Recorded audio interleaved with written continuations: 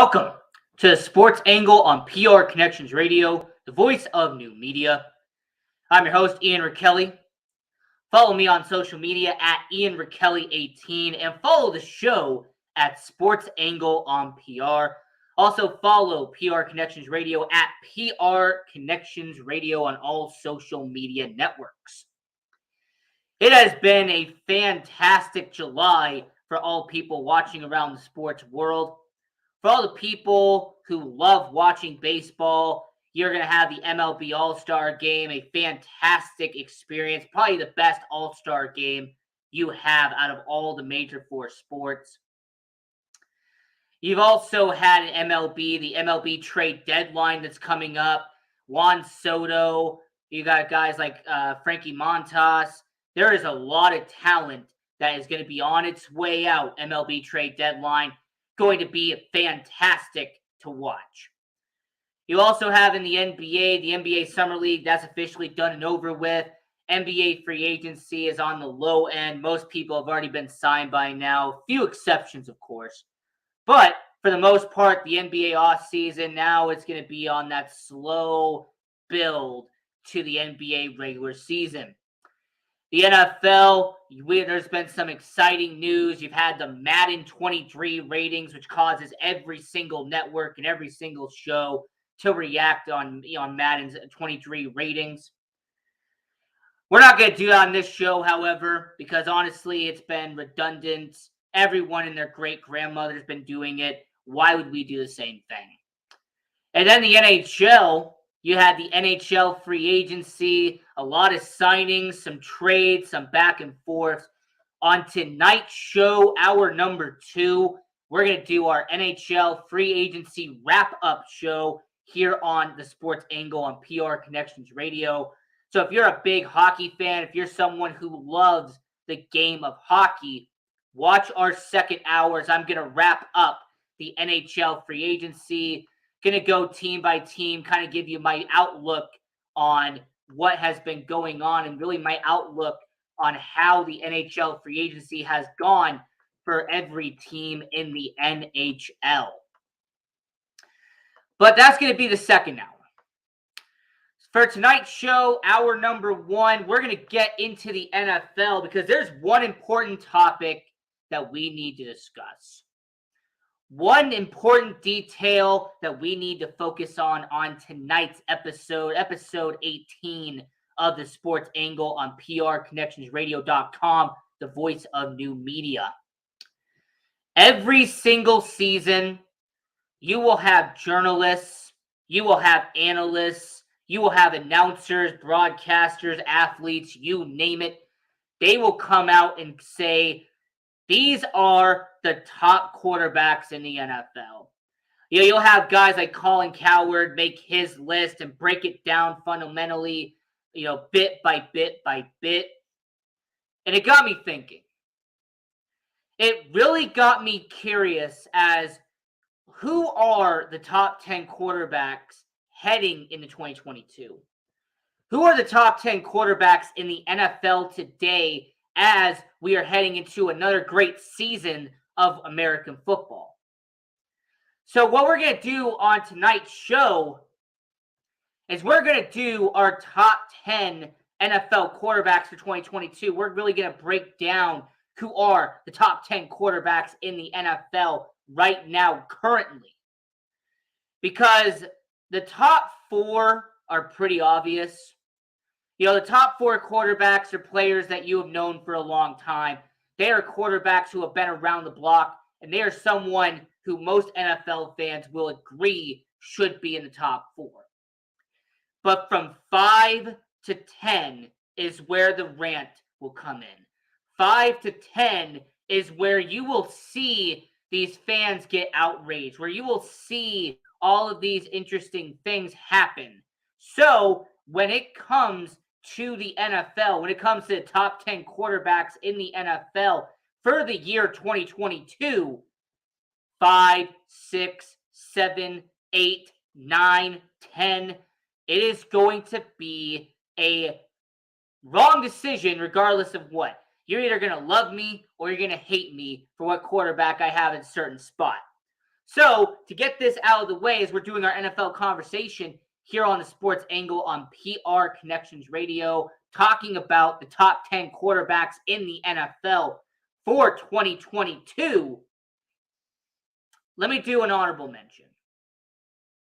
Let me do an honorable mention because if this guy is going to be playing in 2022, if he's going to start the season with his original team, he would be in the top 10. This quarterback is a top 10 talent. This quarterback has the arm strength, the accuracy, the awareness, the IQ on the field. The problem is he didn't play last year. He's most likely not going to play a portion of this year. And there's a lot of question marks about his talent after missing an entire 18 months of football. My honorable mention is Deshaun Watson from the Cleveland Browns. I just had to put that out there. He is not in my top 10 quarterback list because of the question marks that surround Deshaun Watson.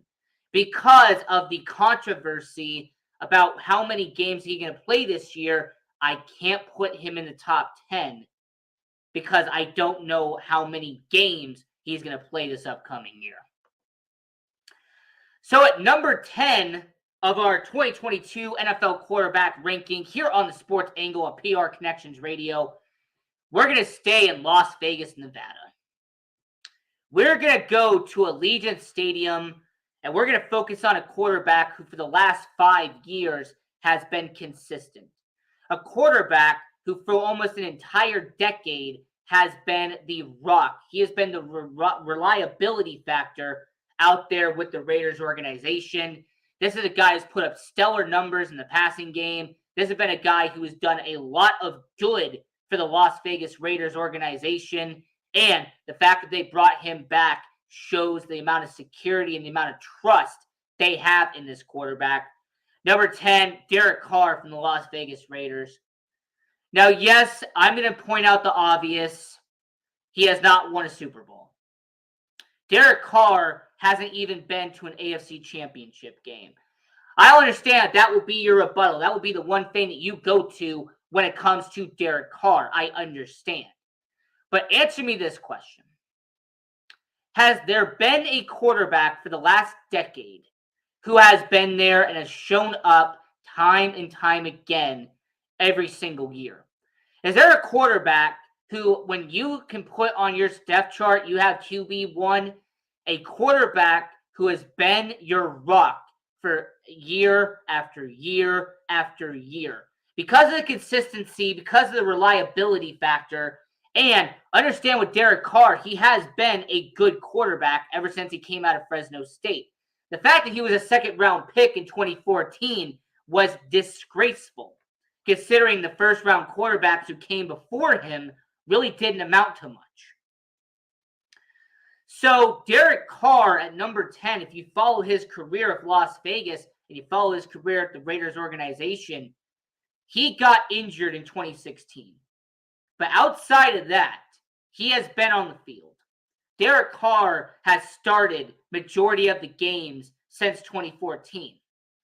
So because of that, Derek Carr from the Las Vegas Raiders, that will be number 10 when it comes to the quarterbacks for 2022. Now, number 9 will be a guy who was just recently in the Super Bowl. Number 9 is a guy who was drafted first overall by an organization that everyone considered not savable. He was drafted first overall in a draft class that really did not expect him to be there in the first place. And this is a quarterback at number 9 who has a lot left in the tank. This is a guy at number 9 who I believe could become a good quarterback with the new system that he is in. At number 9, the quarterback from last year's Super Bowl, Joe Burrow from the Cincinnati Bengals. Joe Burrow, throughout 2 seasons, has shown what happens when you have a team that's being built around you. This is what happens when an offensive line, which has now been bought and purchased for this offseason, is going to help Joe Burrow become a better quarterback. Understand that having his college teammate in Ja'Marr Chase was a gold mine, A-plus marketing move by the Cincinnati Bengals. They made a fantastic decision going with Joe Burrow. They made a fantastic choice going with Ja'Marr Chase. So Joe Burrow in 2 years went from a guy who had his ankle absolutely torn off to winning comeback player of the year, getting to a Super Bowl, almost winning that Super Bowl. In fact, Ja'Marr Chase was wide open. If he had more than 2 seconds in the pocket, he probably would have made that play. Joe Burrow is a rising star in the NFL, and having him at number 9 is an accomplishment in itself when you understand the young quarterbacks that are around his draft class are not on that same level. You can't put Tua as a top 10 quarterback. You're not going to put Trevor Lawrence as a top 10 quarterback. You're not going to put Mac Jones as a top 10 quarterback. However, you can make a solid argument for Joe Burrow. So number 10 was Derek Carr from the Las Vegas Raiders. Number 9 is Joe Burrow from the Cincinnati Bengals. Number 8 is a quarterback who was drafted late in the NFL draft. Number 8 is a quarterback whose team paid him a lot of money despite the lack of playoff success. Number 8 is a quarterback who, he has his Campbell Soup commercials, he all smiley and all laughable, but when you put him on the field, he put on those shoulder pads, you put that helmet on his head, he can be a well-producing quarterback. He's had solid numbers under a system led by Kellen Moore. This is a guy at number 8, is a quarterback who's had Amari Cooper, he's had CeeDee Lamb, he's had this good talent under his system, and he has made them look like billionaires out there in the NFL. Number 8 is Dak Prescott from the Dallas Cowboys. Understand that when it comes to Dak Prescott, he has been able to make it work. He has been a guy who has been able to help produce Dallas. So Dak Prescott being at number 8, being above Joe Burrow, being above Derek Carr, I can say that because of what he has done statistically since joining the league 6 years ago. Understand that Derek Carr, he has been solid and consistent, but he hasn't been to multiple playoffs back-to-back. Joe Burrow has been a feel-good story, and he has a lot of potential, but it's only year 2 into his career. Dak Prescott, it's 6 years in, multiple playoff appearances, face of the franchise. The Dallas Cowboys are going to be just fine with Dak Prescott at quarterback.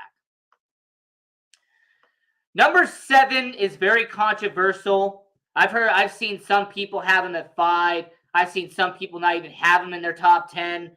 This is a quarterback that you could really look at and say his ceiling is that he will be a Super Bowl champion one day.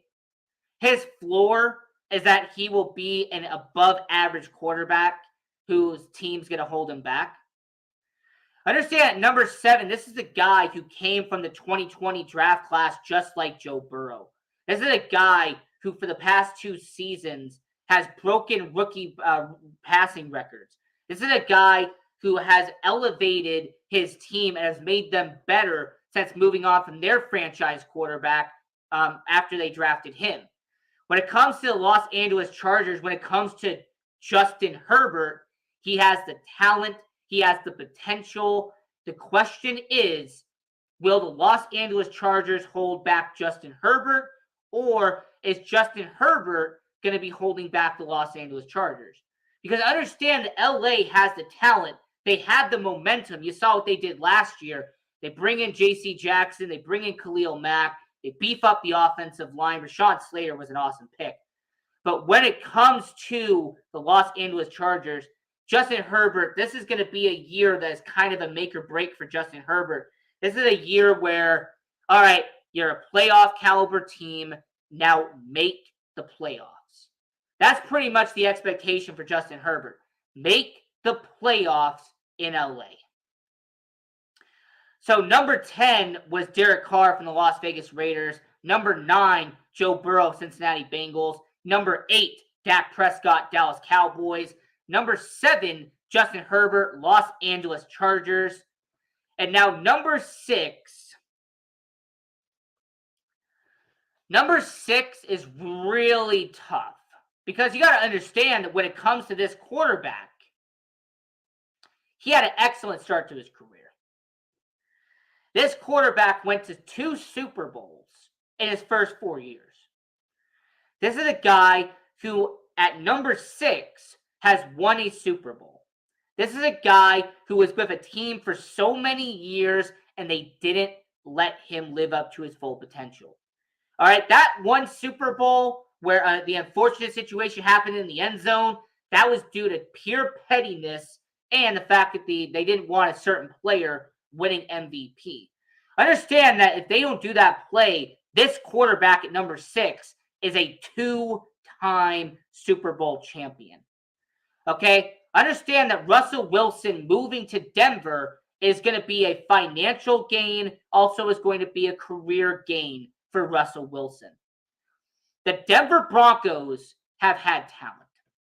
The Denver Broncos have been building a solid core the past couple of years.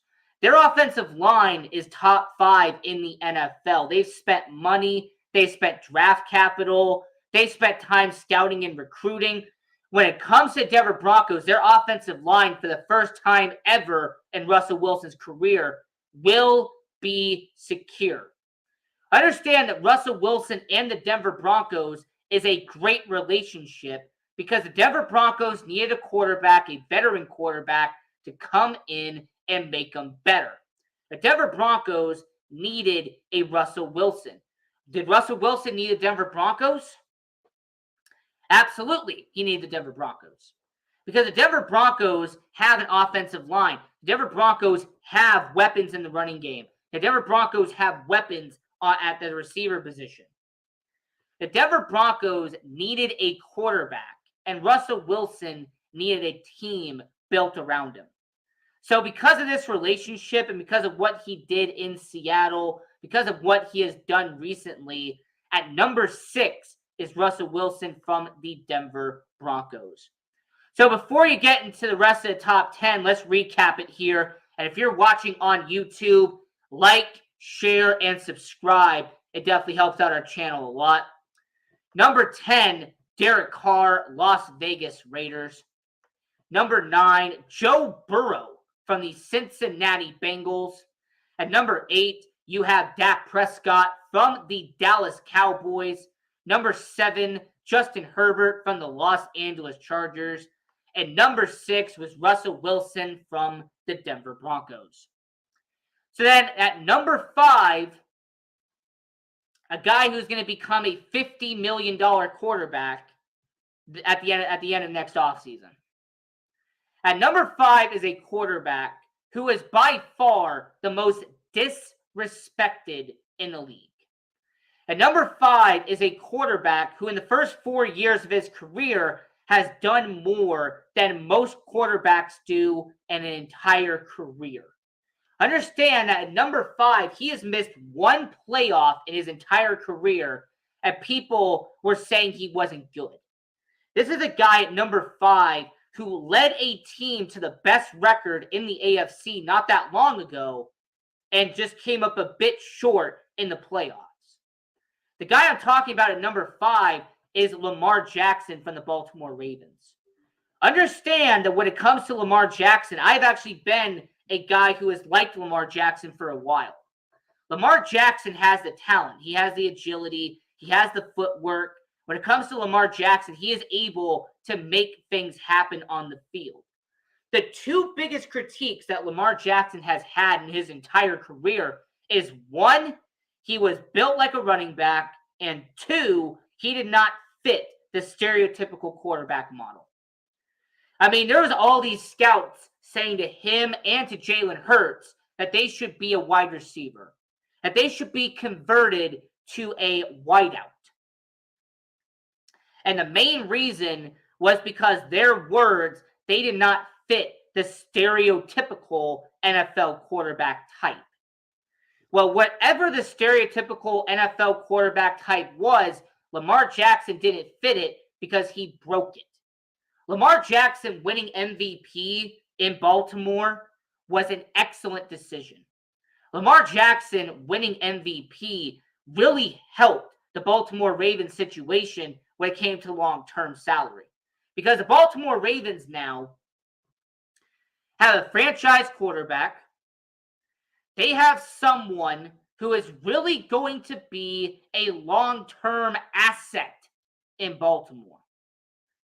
And next offseason, when Lamar Jackson gets paid, and oh, trust me, he will get paid, Lamar Jackson will be a 49, 50, heck, even 48 on the low end, but he is going to be a top 3 quarterback in terms of highest paid in the NFL. If the Baltimore Ravens win the division like I could see them doing, that will even strengthen the argument for Lamar Jackson being a $50 million per year quarterback. So at number 5, we had Lamar Jackson from the Baltimore Ravens. And now number 4, you could pretty much figure it out by now. You have Aaron Rodgers, you have Josh Allen, you have Patrick Mahomes, and you have Tom Brady. Now, I did some research before I did this show. I looked up what some people had in comparison. And at number 4, this is a quarterback that needs to step up. At number 4 is a quarterback who all the fan base out there with this organization has been telling you, has been telling me, have been telling anyone with a pair of ears that this quarterback is going to win a Super Bowl one day. Their investment in terms of long-term paycheck has been the indication that they believe he will be a Super Bowl winning quarterback someday. And when it comes to his playoff record, ever since he joined the NFL, he has had heartbreak after heartbreak after heartbreak. Whether it was Deshaun Watson breaking his heart in his first ever playoff game, Patrick Mahomes beating the crap out of him, or when it came to the Baltimore Ravens doing what they did, when it came to this quarterback, this is a year that he has to show that that investment they made was worth it. And number 4 is Josh Allen from the Buffalo Bills. I mean, understand that Josh Allen, he has the talent, he has the system, he has the skill set. The biggest problem that Josh Allen is going to have is that there is one team better. There is one quarterback better in the AFC. Really, the last 4 seasons, ever since Josh Allen joined the NFL, this quarterback and an NFL team combination has been dominating the NFL. If it wasn't for this team, the Baltimore Bills, the Buffalo Bills probably have 2 Super Bowls by now. But because this team exists, because that quarterback happens to exist, that's why Josh Allen is not a Super Bowl winner yet. As a matter of fact, Josh Allen is what Peyton Manning was in the 2000s. When Tom Brady would go up against Peyton Manning in the playoffs, Tom Brady would beat Peyton Manning again and again and again. Understand that it took until almost 7 years into his career for Peyton Manning to finally beat Tom Brady in a playoff game. Now, hopefully Josh Allen doesn't have to wait 7 full seasons to beat his arch nemesis. Hopefully Josh Allen doesn't have to wait an entire decade to beat Patrick Mahomes. But the reality and the facts is that when it comes to Josh Allen, when it comes to Patrick Mahomes, they are the Peyton Manning-Tom Brady rivalry from the 2000s. Understand that what Josh Allen and Patrick Mahomes have become is the modern equivalent of your 2 best young up-and-coming quarterbacks in the same conference. You're going to compete in the playoffs. You're going to compete for titles. And that is the bottom line. Now, number 3 is very controversial because I got to explain why I have him there. Understand that this quarterback is a legend. This quarterback is an undisputed Hall of Famer.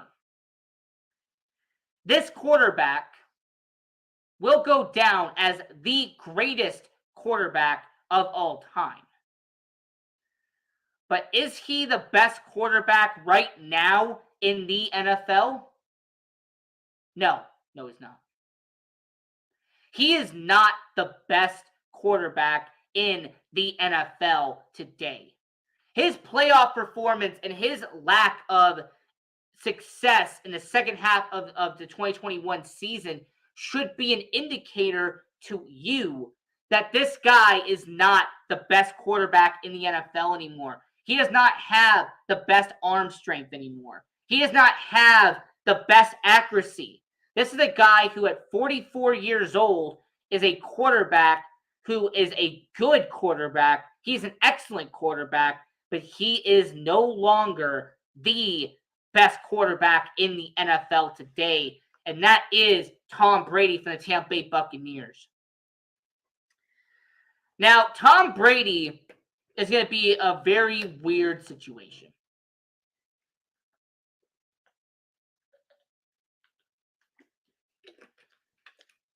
Because understand that Tom Brady, it's not disputed that he is the most accomplished quarterback in the league. It is not disputed that Tom Brady is the most notorious quarterback in the NFL. But what can be disputed is that the last season, 2021, was his step-back year in the NFL. That at age 44, Tom Brady finally took a step back in the NFL. He was not the dominant Tom Brady we saw for 2 decades. He was not the team to carry on my back Tom Brady like he was the past 2 decades. Understand the Tom Brady that we're seeing today is a less version of what Tom Brady was in his prime. To really give a comparison, I feel like Tom Brady now is what Dan Marino was at the end of his career. Dan Marino, if anybody remembers how Dan Marino went out, if anybody remembers how Dan Marino ended up being in terms of, that kind of situation, understand that Dan Marino, it was a quarterback that was well successful. He was a great quarterback. He was somebody that you trusted to go down the field. He had an amazing arm. But Dan Marino, the last season of his career, put up some of the worst numbers of his entire career. Understand that Dan Marino, in that final season where he got embarrassed in the playoff game against Jacksonville, that was the final game of Dan Marino's career. The reason why I bring this up to you is because of the fact that Tom Brady is what Dan Marino was back in the late 90s. Tom Brady in 2022 is going to have a slow and steady decline at age 45. It's not insane. It's not off a cliff like Peyton Manning was. Understand that when it comes to Dan Marino, if you actually look at his stats side by side, Dan Marino had a gradual decline towards the end of his career. Very similar to what Peyton Manning wasn't. Very similar to what Tom Brady is going to be this year. So that will be what my main argument will be with you, is that when it comes to the Peyton Manning, when it came to all of these good quarterbacks, they eventually have that gradual decline into retirement. That is my argument for why Tom Brady is not the best quarterback in the NFL for 2022. And at number 2 of the top 10 quarterbacks in the NFL heading into 2022, I got to go to my arch nemesis. As a Chicago Bears fan, as a Detroit Lions sympathizer, as a Minnesota Vikings watcher, this quarterback has been my arch nemesis. This quarterback has been the death of me since I was 10 years old. This is a guy that Aaron Rodgers has been a thorn in my side ever since I started watching Green Bay Packers, Chicago Bears rivalry football in the mid-2000s. Understand that Aaron Rodgers winning his 4th MVP could be a reason why you have him at number 1. Aaron Rodgers being an all-pro quarterback once again, that could be your argument for why he is the best quarterback in the NFL, why he should be number 1. Maybe the fact that this guy is a 10-time All-Pro, and this is a guy who's had a total of 26 awards in his career, that could be your logic for why he is the best quarterback in the NFL. Here's my one rebuttal. Here is Ian Rakelly's one rebuttal as to why Aaron Rodgers is not the best quarterback in the NFL. What is Aaron Rodgers' win-loss record in NFC Championship games? What is Aaron Rodgers' win-loss record against the 49ers in the playoffs? What is Aaron Rodgers' total appearances in a Super Bowl? Because I'll give you the answers right here, right now.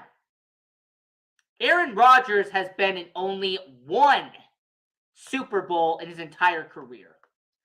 Despite the fact that he is talented, despite the fact that he has an incredible arm, Aaron Rodgers, throughout his entire career, Aaron Rodgers, despite the fact that he has been playing now for 18 years in the NFL, he has only been to one Super Bowl in his entire career.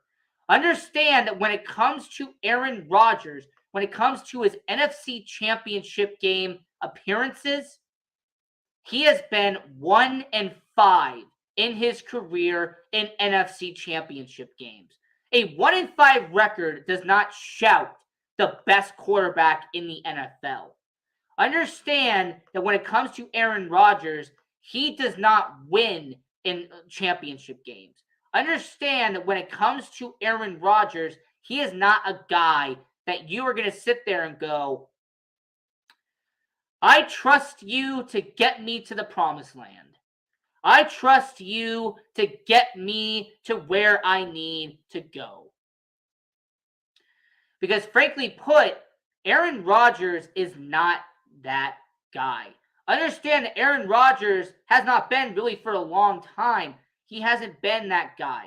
I mean, you got to go through his NFC Championship game appearances to really understand that this guy simply is not a dominant quarterback when it matters the most. He lost to Tom Brady in 2021. He lost to Jimmy Garoppolo in 2020 and almost by 2 touchdowns.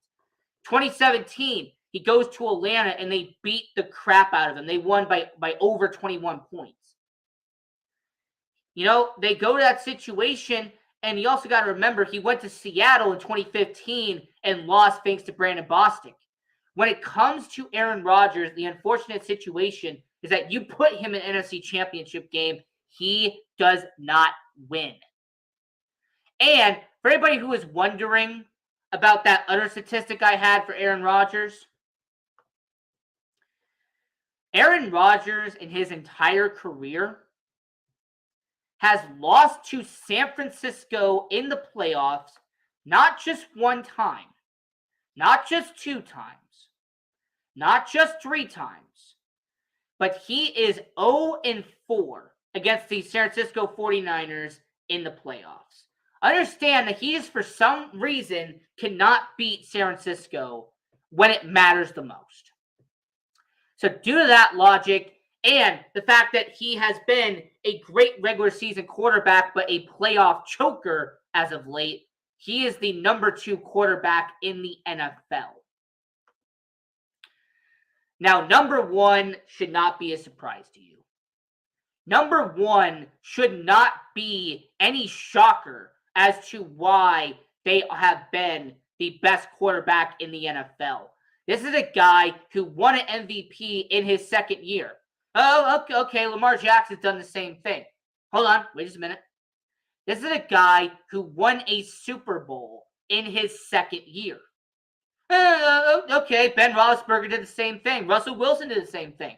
Hold on, I'm getting there. This is a guy who went back to the Super Bowl in his third season in the NFL. I mean, I really don't see the problem. Russell Wilson did the exact same thing. But did Russell Wilson win his division 4 years straight to begin his career? Did Russell Wilson not lose in the AFC Championship game unless it was to a guy named Tom Brady? Understand that Patrick Mahomes, the guy that we're talking about, he had the greatest 4-year stretch that we saw in NFL history. You can put his first 4 years against anybody's first 4 years, and it is remarkable what Patrick Mahomes did statistically. His touchdown-interception ratio, off the charts. His ability to complete passes, remarkable. And understand that when it comes to Patrick Mahomes, this is a guy who has also have long-term security. This is a guy in Patrick Mahomes who has a team that has been built to simply be built around him. Nobody else, just him. So Patrick Mahomes, talent-wise, is one of the best quarterbacks I've ever seen. Patrick Mahomes, in terms of pure talent, is incredible. Understand Justin Herbert, in terms of talent level, is somebody I could put up there. Kyler Murray is talented, but he doesn't have any success. Justin Herbert is extremely talented. I just can't put him up there yet. Patrick Mahomes is the most talented quarterback in the NFL today. He is one of the most accomplished quarterbacks in the NFL today. And Patrick Mahomes has another decade to continue his legacy. Whereas Aaron Rodgers on the back end of his career, Tom Brady's on the back end of his career, Russell Wilson is in the middle of his back end right now, and you have some people, for example, like Justin Herbert, and you have Joe Burrow, who are just starting out. Their legacy hasn't even been created yet. So Patrick Mahomes, Dak Prescott, Lamar Jackson, Josh Allen, those are the 4 quarterbacks right now who are in their prime. These are 4 quarterbacks right now that are entering the prime of their career. So savor it. I want all NFL fans right now to savor the moment. Because when it comes to quarterbacks, their primes, by the way, are either really short or go on forever.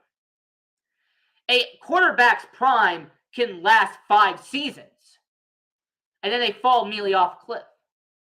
There are NFL quarterbacks who have their NFL prime last 15 seasons, but then eventually they got to go down. Patrick Mahomes is entering that 5-year window. Josh Allen is in that 5-year window. Lamar Jackson is in that 5-year window. I truly believe that Lamar Jackson, Josh Allen, Patrick Mahomes, and Dak Prescott. Dak Prescott's already in his prime. Patrick Mahomes is just entering his prime. And Lamar Jackson and Josh Allen will be following soon enough. But that prime is going to be legendary. Okay? Understand that you're seeing the prime of quarterbacks right now. Patrick Mahomes is in his prime right now. So yeah, Kansas City is going to fall off.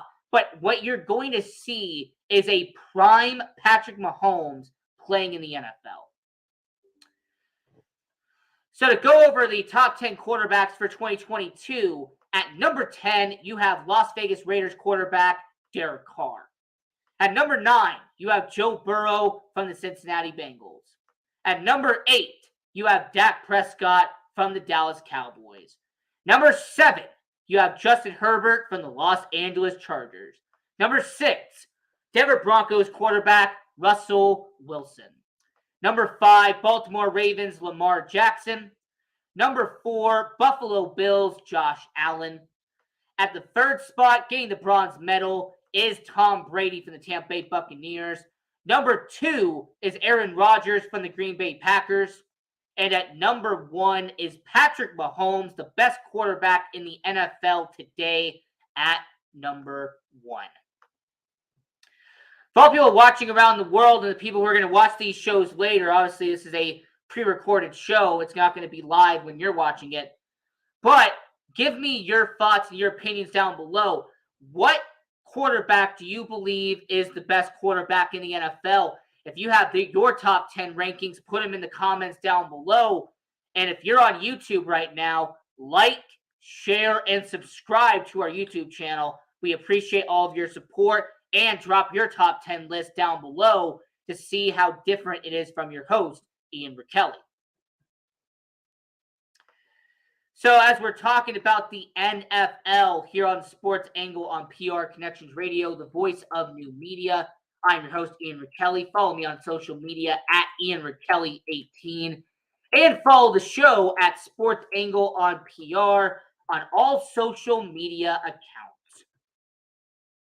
So we're going to do our Las Vegas segment here on the Sports Angle. We do this segment every single episode. We try to give light and attention to Las Vegas sports. So there's been some interesting stuff going on with the Las Vegas Raiders that we really need to discuss. There has been an interesting report that has come out about 4 players that are going to take a leap with the Las Vegas Raiders. This article that came out was talking about 4 players for the Las Vegas Raiders that are going to make a big impact in 2022. Now, I'm going to say their name. I will give a brief description of them, and then I will give you my angle if I agree or disagree with their situation. Now, the first person that they said here, and I will give a credit to silverandblackpride.com for this situation. The first player they said will have a breakout season, will take a leap for the Las Vegas Raiders. They have said that Kyler Fackrell, this guy, linebacker for the Las Vegas Raiders, they said that he is going to get some more playing time. This is a guy from Logan, Utah, went to Utah State. He's been around the NFL for a while. Expect this guy to make an impact for the Las Vegas Raiders because of his experience on special teams. Now, I'm going to respectfully disagree with this, not because of his age. I mean, 30 years old, you're still in the NFL, you're still making a paycheck. But what I disagree with is that a guy on special teams is going to make a huge impact on this organization. Understand that most special teams experts are not players that you're going to recognize. Most special team experts are guys who make an excellent living being unnoticed. All right, unless they make a fantastic play, unless they make an excellent stop, when they're doing the rundown and they tackle somebody as a gunner. When it comes to a special teams expert, when it comes to a guy who's mainly known for special teams, it's hard to really break out or to stand out in Las Vegas. So this isn't a dig at him. I'm just pointing out the fact that a special teams expert or someone who is meant for these special teams does not get a lot of attention in terms of how well they are doing special teams. The second person on their list was Trayvon Mullen. Now, Trayvon Mullen, 24 years old, defensive back for the Las Vegas Raiders. Now, look, I get why they're saying this. I understand why Trayvon Mullen would be considered here. For anybody who has kept track with the Las Vegas Raiders, anyone who's paid attention to their draft class for the last couple of years, when it comes to Trayvon Mullen, the way he was drafted by Las Vegas, he is someone that has the potential. he is someone, ever since he got drafted in the second round, I mean, he started the season as a starting corner in the NFL. I mean, he's had multiple injuries. It really feels like he hasn't been able to really develop as a corner in the NFL. So I'm going to say that they are correct on this, that he does have a chance to break out at 24 years of age. Him being a starting corner in the NFL, he has a chance to come out and really make a name for himself. However, understanding the wide receivers in the AFC, understanding how good those wide receivers are going to be, I question, will he get the attention for a good reason, or will he get the attention for a bad reason? Understand that he's going to probably have to go up against Cortland Sutton with the Denver Broncos, who's their best wide receiver. He's probably going to have to go up against a guy like Keenan Allen with the Los Angeles Chargers, who's been one of the most consistent wide receivers in the NFL for the past decade. They are most likely going to have to go up against a guy like Juju Smith-Schuster, who has been at times a promising wide receiver in the NFL. So when it comes to Trayvon Mullen, I hope he breaks out like this person said. But if he goes up against number one wide receivers and gets burned in those games, he will be a breakout star, but for the wrong reasons. So they were talking about Kyler Fackrell and him being a special teams guy. They talked about Trayvon Mullen, the second-round pick from 2019. And then they went to the offensive line, and they mentioned a guy who I actually know right away, and he is also a guy who's going to be competing for a starting spot. He's going to be competing for a starting spot. Hornets Grasu, he went to University of Oregon. He played for the Chicago Bears. That's actually how he started his career. But once again, I look at this list and I go, look, he's going to be a special teams guy. He'll probably be a guy who has a few snaps in this season. But I don't really know how you can break out unless you become a full-time starter. If he becomes a full-time starter and really develops, then I will say you have a point. But until then, I just don't know how he's going to do it. And the last person that they mentioned was a guy that the Raiders actually did sign recently, and that was Mathias Farley. Now, Mathias Farley is an interesting situation because, once again, he's in his late 20s. He's been in the NFL for a couple of years. But what he is going to bring is consistency. He is going to be a guy that you are going to see on the field for a certain amount of the game. This is a guy who's been a safety. He's been with Arizona. I think he was with the Indianapolis Colts for a little bit. This is a guy who has been in the NFL for a decent amount of times. This is a guy who's had a couple of interceptions in his career. He's had, a decent amount of starts. So him being a guy you have to pay attention towards with the Las Vegas Raiders, understanding what he has done, I can sit here and say that I understand. So the 4 players that, according to this article, you have to watch out for in 2022, 4 players who are ready to make an impact for the Las Vegas Raiders. I mean, Kyler Fackrell, he's going to be a special teams guy. He's going to try to earn snaps with the Raiders. You have Mathias Farley.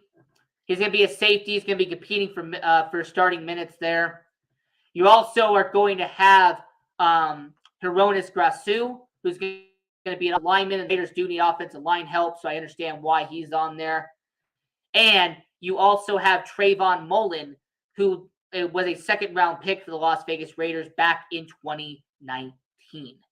So that was really the Las Vegas Raiders news. That's really the conversation that was happening there. So if you move over to the Las Vegas Aviators, you go over to our AAA team here in Las Vegas. The Las Vegas Aviators, they have been putting on quite a show. They've been showing a lot more hustle, a lot more heart than the Oakland Athletics have. Understand that the Las Vegas Aviators, as of recently, they have been a team that has been showing guts. They have been a team that has been putting up stellar numbers here in AAA for the Las Vegas Aviators. Now, this is a team that was taking on the Salt Lake Bees here in Las Vegas at the Las Vegas ballpark.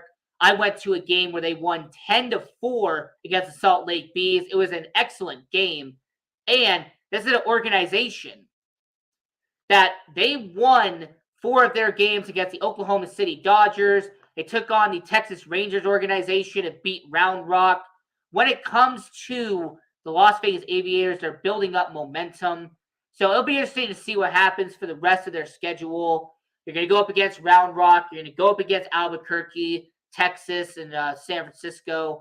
You're going to go up against Colorado, which has their affiliate as well. So when it comes to the Las Vegas Aviators, they're going to be finishing the rest of the month on the road because it's way too hot in July to be competing in Las Vegas. Their next up and coming game will be in the beginning of August. You're also going to have their rivalry with the Reno Aces, their in-state rivalry, and it will be great to watch. You know, the Reno Aces, the Las Vegas Aviators, the Battle of Nevada. So definitely go watch those games if you have time. So that's really the Las Vegas Aviators segment. I just wanted to mention them real quick. You've also had the Las Vegas Aces. I got to give a shout out to women's basketball, the WNBA. I mean, the WNBA, I have a lot of respect for the WNBA for what they've been able to do out there. The Las Vegas Aces, they are currently almost 2 games above the Seattle Storm in the schedule. Their most recent game the Las Vegas Aces did was actually recently, and that was a game against the Connecticut Sun. They won 93-83, and they're going to be going up against Atlanta, Indiana, LA, and then Chicago, who has the best record in all the WNBA. So the Las Vegas Aces, with a record of 19-6, they have been putting up excellent numbers, and they've also been 12-1 in their conference, which is remarkable, by the way. The fact that they have only lost 2 games in their conference. So I just wanted to give a quick shout out to the Las Vegas Aces of the WNBA, because the WNBA, a lot of talent there. I respect the WNBA. So Las Vegas Aces, giving a shout out to them. And we also found out that when it comes to Las Vegas, the Las Vegas NBA teams becoming more of a reality. There has been a almost 100% guarantee that there is going to be a Las Vegas NBA team in the near future. There was footage that came out recently about the acres of property that is going to be turned into an NBA arena. Right now, it's a bunch of dirt and a bunch of land, but eventually that's going to become a car park. It's going to become an arena. You're going to see a bunch of fans. You know, they're going to go from the pavement on to the concourse, and then they're going to have a great time at the Las Vegas NBA arena. They'll have a corporate sponsor, because, of course, they do. And when it comes to the WNBA, when it comes to the NBA, be able to do a partnership there, have the Aces play at the stadium, same as the NBA one does. Getting a bit ahead of myself there, but the overall point is that talking to people who understand the situation, talking to people who are NBA fans, it feels more and more and more realistic that the Las Vegas NBA expansion team will become a reality in the near future. So that was our Las Vegas segment here on the Sports Angle on PR Connections Radio, the voice of new media. If you're on our YouTube, like, share, and subscribe. Turn on the notification bell so you don't miss any episode of the Sports Angle. And follow all the content at PR Connections Radio, or go to prconnectionsradio.com to check out all the amazing content that's on this network. I also want to give a quick minute shout out to all the content on PR Connections Radio. You have Voices of Humanity. They did a show recently. Fantastic show. Voices of Humanity. I love watching the content. Really opens your eyes. Really makes your perspective not closed-minded anymore. It really opens your eyes. So Voices of Humanity is a great show. Brian Gardner with So You Want to Be a ... I saw him do a show where he was talking to an entrepreneur, and I thought that was an incredible episode, so go check that out. You also are having content come out when it comes to We Got the Power. I've seen the Voices of Humanity. Like, there's all this fantastic content on PR Connections Radio. And I just wanted to give a quick shout out to all the people watching around the world, because not only do you support the sports angle on PR Connections Radio, but you also support Sandra with Voices of Humanity. You also are supporting all the amazing content. Like I said, Brian Gardner with So You Want to Be a... they've also have Guy Dawson, who really created PR Connections Radio, really built this thing from the ground up. And Aunt Shirley, her tips on her tips as well. So when it comes to all the amazing content on PR Connections Radio, I recommend watching all of that, because they put out heck of a content here on PR Connections Radio. Now, the NHL Free Agency wrap-up here on the Sports Angle on prconnectionsradio.com. This has been a fantastic time to be a hockey fan, because there has been so much content and so many signings that have happened here in the NHL. So what we're going to do here on prconnectionsradio.com, the Sports Angle on prconnectionsradio.com, we are going to break this down team by team. We are going to look at all 32 teams in the NHL, and we are going to talk about the trades that happened. We're going to talk about the free agency signings that occurred, and we're also going to mention any other big news that has developed in the NHL. So we're going to start in the Pacific Division. All right, we're going to start in the division that the Vegas Golden Knights, our local Vegas Golden Knights, are in, and we will start there. So the Anaheim Ducks, they really did not make any big moves. They signed Ryan Strome. They brought in Austin Strand. They have Chase DeLeo. Understand that they really did not sign anybody who is major, somebody that you might recognize. When it comes to Anaheim Ducks, they're entering a rebuild. The Anaheim Ducks, John Gibson could possibly be traded by the end of this offseason. When it comes to the Anaheim Ducks organization, they are focused on the young prospect pool that they have. The Anaheim Ducks are focused on their top 5 prospect, their top 5 farm system you have in the NHL. So when it comes to Anaheim, because they're focused on their young talent who are 20, 21, 22 years old, that is why the Anaheim Ducks really did not focus on making any dramatic moves this offseason. And I actually appreciate the fact that the Anaheim Ducks did not do that. I actually think that Anaheim really made some solid moves considering what their game plan is. Now, moving over to the Arizona Coyotes. Man, the Arizona Coyotes, they've been taken advantage of this offseason. I mean, this is a team that the Edmonton Oilers dumped Zach Cassian's contract onto them. This is an organization that the New York Rangers dumped Patrick Nemeth onto their organization just to get him off their books. Pretty much to put it nicely, the Arizona Coyotes have been the stopgap of the NHL. The Arizona Coyotes this offseason has been what you would consider an organization that is being passed around and a team that everyone is putting their sloppy seconds on to make sure that they are not on their books. The Arizona Coyotes, their offseason has been really questionable. You get Joshua Brown, a 28-year-old defenseman. Troy Stetcher, who really didn't work out in Detroit, he goes over to Arizona. You also saw them bringing in guys like John Gillies at goaltender. So it makes me question why Arizona was willing to take on all these moves.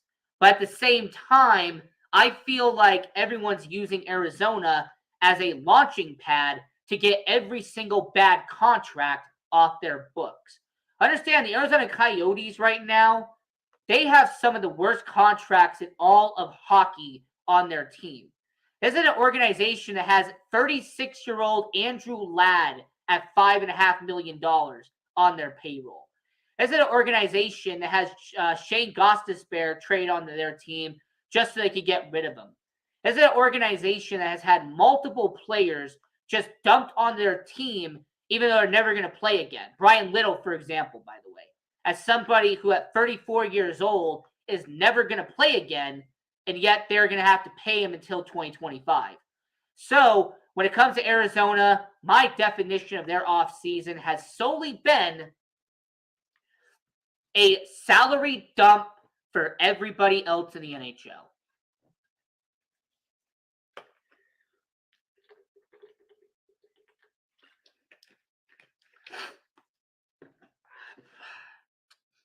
Refreshing. Now, so we talked about Anaheim. They're focusing on their young players. The Arizona Coyotes being used as a salary dump by everybody else in the league. How about the Calgary Flames? I mean, the Calgary Flames was an organization. They didn't make any trades, but they made a statement by letting somebody go. And because they made that statement of letting somebody go, it actually might backfire on them in a different route. The Calgary Flames letting Johnny Gaudreau, letting Johnny Hockey leave Calgary was a huge mistake. The Calgary Flames not securing Johnny Gaudreau to a long-term contract is going to backfire on Calgary. Understand that them losing him, but bringing back Nikita Zadorov, this is an organization that brought back a 35-year-old Trevor Lewis to the legacy. Yeah, they signed Kevin Rooney to fill out their bottom six. But when it comes to Calgary, losing Johnny Gaudreau is a massive blow to their organization. And the report that came out that Matthew Tkachuk, the superstar of Calgary, has been requesting a trade. The fact that the Calgary Flames, their superstar, does not want to play there anymore, it is going to be a sunsetting on their empire in Calgary. Understand that Calgary last year was their best opportunity to win a title, and they lost to their little brother in Edmonton. So my definition for what happened with Calgary is very simple. The Calgary Flames made a huge mistake. They made a costly error, and it sacrificed one superstar, and it could sacrifice another superstar if they don't make any other moves. So the Calgary Flames made a lot of mistakes. The Chicago Blackhawks. How do I put this nicely where I will not get thrown off the air? I'm going to try to find a word to say my explanation for the Chicago Blackhawks offseason that will not get Guy Dawson to cancel this entire thing. When it comes to the Chicago Blackhawks offseason, it has been the biggest disaster I've ever seen in my life. As somebody who's been a hockey fan for my entire livelihood, as somebody who's been watching hockey for a decade and a half, 2 decades, I have never seen an organization be this bad at doing a rebuild as the Chicago Blackhawks just did. I mean, you could focus on them trading Alex DeBrincat for a first, a second, and a third, which, yes, you're trying to get draft capital, but why did you trade your face of the future? Everyone who's in Chicago knows that Alex DeBrincat was the future of Chicago. Jonathan Toews, Patrick Kane, they are the past. Jonathan Toews and Patrick Kane are not the guys that they were a decade ago. They're not. I love Jonathan Toews. Patrick Kane, one of the best players I've ever seen. They are not that talent anymore. Alex DeBrincat, and the guy I'm going to talk about next, was the future of Chicago. And in one night, they traded DeBrincat. You trade Kirby Dach, which, by the way, was a terrible move. You traded Kirby Dach for a first and a third. And I guarantee that if Kirby Dach goes to Montreal and balls out, it will be the equivalent of the Nick Suzuki trade, where you trade this future superstar just because you had to get something else. Let's also remind ourselves that they, for some reason, got Peter Marazzic. Why did the Chicago Blackhawks acquire Peter Marazzic? He has not been an elite goaltender in his whole career. Peter Marazzic has not been a fantastic performer in his career. So in the span of one night, you acquire Peter Marazzic, you trade Kirby Dach, you trade Alex DeBrincat, and you get a trio of first-round picks in return. So if this was 2025, maybe I'd be excited for this. But this isn't 2025. This isn't the year 2025 where the Chicago Blackhawks are on the rebound. This is 2022, and the Chicago Blackhawks have made one of the worst decisions that they have ever done. Because the Chicago Blackhawks in one night tore down their entire future for a trio of draft picks. So I honestly don't get it. I actually think that what they just did was absolutely awful. But hey, they brought Max Domi to the team. They brought Alex DeLocke to be their backup goaltender. Anyway, the less I talk about Chicago Blackhawks, the better for my mental health. So the Colorado Avalanche was next, and the Colorado Avalanche, they struck gold. Not only did they bring back Andrew Cogliano, Jacob McDonald, not only did they bring back Valerie Niskanen, and this is also an organization that brought back Darren Helm and brought back Jonas Johansson. But this is an organization that was going to lose Josh Manson, and they re-signed him to a 4-year deal. They were supposed to lose Artti Lehkonen, and they re-signed him to a 5-year deal. The Colorado Avalanche made amazing move after amazing move this offseason. And trading for a young 26-year-old goaltender and immediately signing him to a $10.2 million deal in Alexander Georgiev is a fantastic move. The Colorado Avalanche, who are the Stanley Cup champion, also might be the off-season champion in the NHL. I mean, Colorado really made some successful moves. I actually look at them and say they made the smart decision this offseason.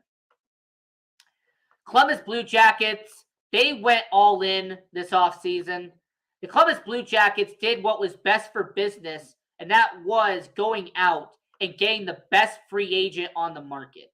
They go out and get Johnny Gaudreau. And there also has been reports that they're trying to re-sign Patrick Laine to a long-term deal as well. So if you can get Johnny Gaudreau and Patrick Laine to be on the same line, if it's possible to get two of the best wingers in the NHL to be on the same first line, and the Columbus Blue Jackets really have accomplished something. The Columbus Blue Jackets really have done something that a lot of people didn't expect, and that was to have a first line of maybe 60 goals combined between the two. So Columbus, they hit it out of the park. They got the best free agent on the market. The Dallas Stars, however, hey Dallas, can we talk for a second? Oh no, you're not in trouble. You're not in trouble. I just want to talk real quick.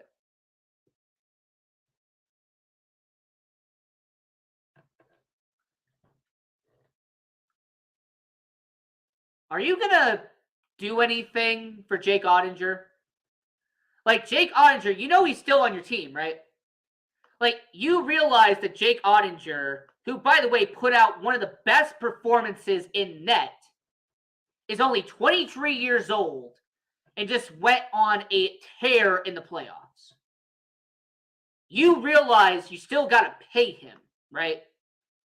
I just want to make sure that the Dallas Stars understand that Jake Ottinger, who played in 48 games this year and played every single playoff game for them, had an ERA or a goals against average for anybody who's in MLB, a goals against average under 2 in the playoffs and a goals against average of 95.4% save percentage. You still haven't signed him. So until the Dallas Stars can re-sign Jake Ottinger, I don't know what they're doing. Okay, you brought in Colin Miller. Okay, great. He's going to beef up the bottom 6. All right, you bring in Mason Marchment, who, by the way, rest in peace to his dad, by the way. Brian Marchment passed away around the NHL draft. Rest in peace to him. But you bring in Riley Barber, you bring in Colin Miller. Those are what I like to call moving parts. Those are guys that you add for depth. But until you bring in Jake Ottinger, until you sign him to an actual deal, I don't know what Dallas is doing. Frankly, I don't get what Dallas is doing. So they are a huge question mark. Detroit, however, we know exactly what Detroit's doing. Not only did Detroit trade for Billy Husso, who is going to be a remarkable goalie in Detroit, but the Detroit Red Wings were busy this offseason. Them going out and getting Dominique Kubalik and getting Oli Mata, Ben Sherratt, Andrew Cupp, David Perron. I mean, this is an organization who Steve Yzerman said, you know what? We got to strike now, and we got to strike when it matters. So when it comes to Detroit Red Wings, they made a lot of solid moves. Once again, you could say one of the offseason winners of the 2022 NHL Free Agency. I mean, Detroit really did some amazing stuff in the 2022 NHL offseason. So I say Detroit gets it up. They really accomplished a lot this year. And I think Detroit's going to be a team to watch in 2 years. Not this year, but next year. I think Detroit's going to be a team you have to watch out for. Now, the Edmonton Oilers, you get rid of Zach Cassian's contract, but you did have to dump a first-round pick in order to make it happen. And your free agent signings, you brought back Evander Kane, signed him to a 4x20. Calvin Pickard and Jack Campbell, you brought in to help with your goaltender situation. Brett Kulak, you brought him in at 4x11. So, I mean, Edmonton made some solid moves, but to me, there weren't really any moves to help them win a title. None of these moves by Edmonton was going to get them over Colorado in the Western Conference Finals. Let me put it that way. These organizations, the moves that were nice, but they were not saving the organization type nice. Los Angeles Kings, I think that they were the winners of this offseason. I was a huge fan of the Kevin Fiala trade.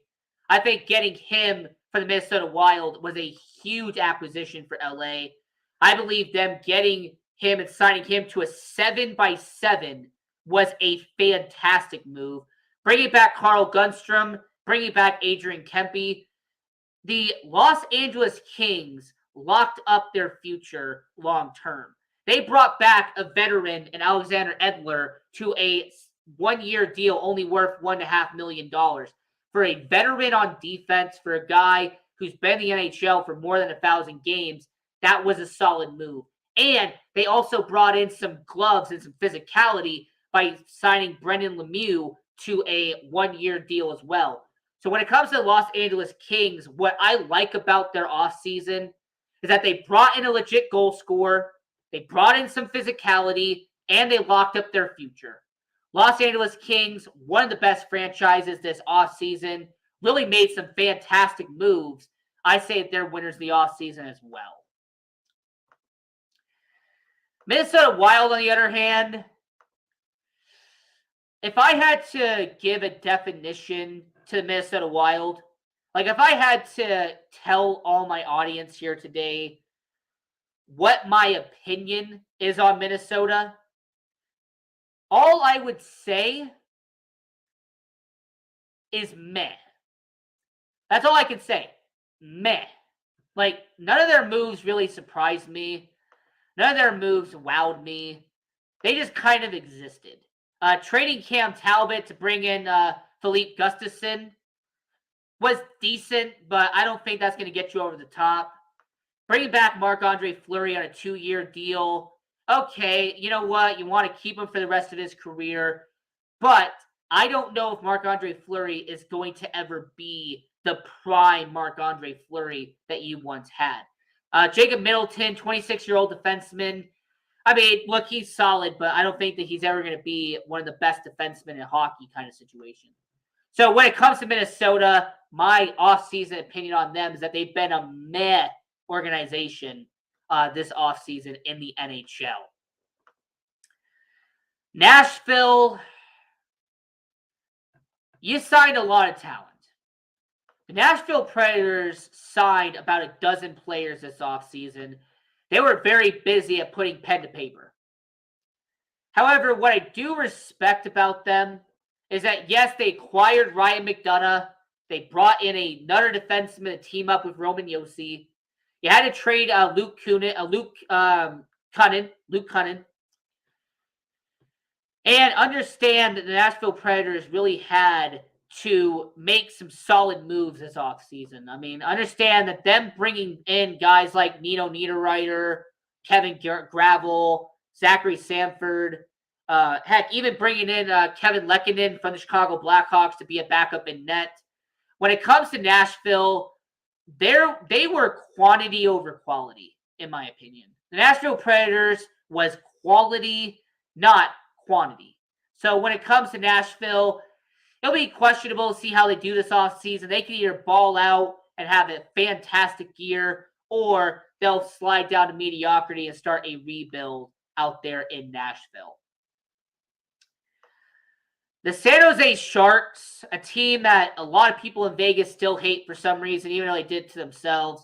The Seattle Kraken, we'll get to them in a minute.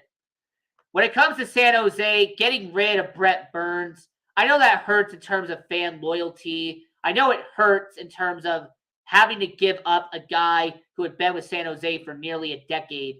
But let's just face facts here. It had to be done. It really had to be done here in San Jose. When it comes to the San Jose Sharks organization, Brent Burns was a guy that wasn't going to help them win in the long-term future. Brent Burns is a guy who had been there in terms of longevity, but was not a guy that was going to help them long-term. So trading Brent Burns, even though it's a hard thing to do, was the right decision. Them signing Nico Strum, Oscar Lindbaum, signing Matthew Benning. I mean, the San Jose Sharks tried to make some solid moves. However, I think that the San Jose Sharks, they know they're in a rebuild. San Jose knows that they're going to be not competing anytime soon. So they made some moves, got rid of some payroll, and they pretty much had to move on from some bad cap hits in order to move on. The Seattle Kraken, year 2 of Seattle's expansion team. And unlike last year where they went and signed Philip Grubauer, they went out and got Jaden Schwartz. I mean, this offseason, Seattle really didn't do much in terms of notoriety. Seattle pretty much they pretty much acquired guys like Victor Rask. You know, Seattle Kraken, they acquired guys like John Hayden. Like, they really did not acquire any big names. Like, it was kind of like I said with Nashville, quantity over quality out there in Seattle. So, when it comes to Seattle Kraken, they really did not make any moves that shocked anybody. They really didn't make any moves that's going to wow anyone. Andre Barkowski and Martin Jones might be the only 2 names you recognize that was taken by Seattle. But when it comes to year 2, Ron Francis, he has that 6-year plan for Seattle. He has a young farm system, a really good farm system in Seattle. So it'll be interesting to see what the Seattle Kraken do in terms of long-term future. The St. Louis Blues. Trading Ville Husso, that is going to hurt. The St. Louis Blues losing David Perron, that's got to suck. However, they were a team that re-signed their long-term future. I mean, re-signing Robert Thomas to an 8x8, it had to be done. Having these young guys like Will Bitton, having these young up-and-coming guys, for example, like Scott Prunovich, it needed to be accomplished. Understand the St. Louis Blues signing a bunch of these guys under the age of 25 was done because St. Louis had to do something. So St. Louis, really interesting situation. And then we got two teams left before we get to the Vegas Golden Knights here on Sports Angle on PR Connections Radio. The Vancouver Canucks, outside of re-signing Brock Besser, I really can't think of any move they've made that will wow you. Ilya Mikheyev, maybe he could be a good player in Vancouver. I guess you could look at Dakota Joshua and say maybe he'll develop into a player. But I think really the problem I have with Vancouver is just that they really did not do anything with JT Miller. There was all these reports that he was going to get traded at the NHL draft. He didn't get traded at the NHL draft. You had the situation where, for example, you had them saying that JT Miller was going to be dealt before the offseason was over. Well, the NHL offseason almost over, so I feel like he's not going to get traded at this point. So when it comes to the Vancouver Canucks, I really don't get what their entire purpose was. It felt like they really didn't have any direction this offseason. So, unfortunate. And lastly, the Winnipeg Jets. You did it. You finally made a move. It took you forever. And, of course, it was only David Rittich. But you finally signed somebody. Like, it was a running joke that Winnipeg wasn't signing anybody this offseason. They pretty much were going to keep the entire roster the same as they once were. So, them making a move, signing David Rittich, I think that is a solid move by Winnipeg. But they were staying put. They were staying pat. So, that's the situation that happened there. Now, the Vegas Golden Knights, we got to talk about this. Man, oh man, we got to talk about Vegas for a second. Honestly, this is going to take up the last 10 minutes of the show. Now, I'm going to take my fan cap off for a second. All right, I'm going to take my fan cap off, and I'm going to put my analyst cap on for a second. I'm going to take all fandom, I'm going to take all bias aside, because I need to discuss the Vegas Golden Knights, because I really look at their offseason, and I have no idea what they're doing. I look at what the Vegas Golden Knights have done. You trade Evgeny Dadonov, and you get Shea Weber, his terrible contract from Montreal. You go out and you trade your best goal scorer, Max Pacioretty. You trade a young defenseman in Dylan Coghlan. You trade him to Carolina to clear up cap space for Riley Smith. You clear up cap space to keep one player by essentially giving up a trio in order to make it happen. And see, I normally would not complain about that, but then the rest of the moves they've made, I don't understand why. They signed Spencer Foe, who at 28 years old had to go to the KHL to get a second chance at hockey after not working out in Calgary. They signed him to a one-year deal. They bring in this Olympic gold medalist from Russia, Sakari Meminin, and at 30 years old, he signed a one-year deal, and he's supposed to transition to the American style of hockey. I mean, you got to understand, this guy was an international hockey player. This is a guy who, for the last decade, has been an international-only player, and now you're expecting him to play NHL-style hockey here in the States. Remind me how Vadim Shiparov did. Please remind me how Nikita Gusev was supposed to do. Because I have a suspicious feeling that this could be a third time's a charm of bringing somebody in from across the world and then immediately going back to their state. Getting Sheldon Rampel to a 2-year deal to bring him in. He's a solid guy in the AHL. He might play some limited minutes in the NHL, but That's pretty much all he's going to be. He's going to be limited minutes in the NHL, a lot of minutes on your top line in the AHL.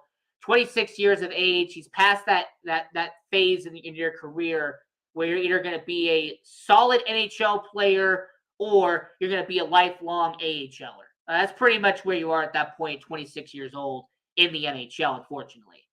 Brett Howden, 24 years old. They signed him to a one-year deal. Look, Brett Howden will be a solid bottom six guy, but I haven't been impressed with Brett Howden personally. I've never seen Brett Howden put any flair. I've never seen Brett Howden really do anything incredible on the ice. It feels like he's just going to be an extra body that's going to be here in Vegas. And they add goaltender depth by signing Michael Hutchinson. Keep in mind that Michael Hutchinson is older than Robin Lehner, is older than Laurent Brisebois. I understand that the Vegas Golden Knights now have arguably the oldest goaltending group. Lehner is 30, Brisebois is 29, and Hutchinson's 32. So all of that potential with 25-year-old Logan Thompson, you're just going to put him right back in the minors. 23-year-old Jari Patara, 23 years old, you send him right back down in the minors. Isaiah Seville, the 21-year-old you drafted, you send him right back down in the minors. I don't really get Vegas's mindset.